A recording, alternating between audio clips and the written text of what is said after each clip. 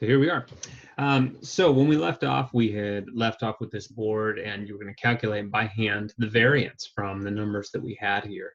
And of course, the larger sample that you have, larger sample size you have, the more labor intensive it's going to be to go through this type of calculation. There are a number of places here where you have to keep track of a large number, many numbers. So a faster way to do this is to do this in Excel. So here we have an Excel sheet. Briefly brought up another sheet. This is the one you should be looking at.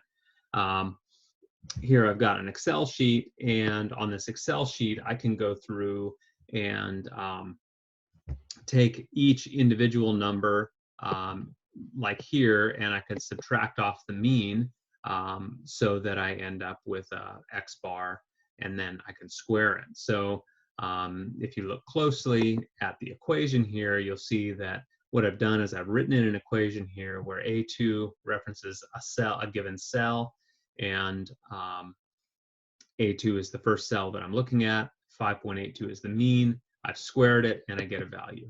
Here, I've automatically dragged this down so that it references A3, and the next one references A4. And of course, I was able to do that in Excel just by dragging the formula down all the way to the bottom. And then here I have the sum of all of my x's. Here I have my mean, where I've divided by the total number. Here I have the sum of my squared variances, of my squared deviances is what I really should call it. And then here I have the overall variance, where I have just taken all of those values and divided by n-1, which in this case is 10.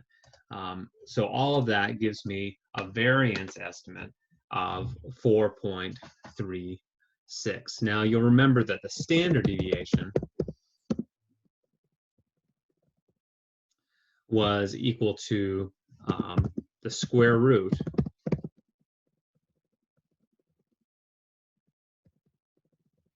the variance. So if we want to get standard deviation, we can just I can just take the square root by SQRT, take the square root of that value, and then now I have my standard deviation here. So I was able to go from my raw data here through a number of intermediate steps. I took that raw data, I calculated out individual components of the equation, added them all together here for variance, and then here for the square root of my variance, and then I could do something similar if I wanted to do standard error.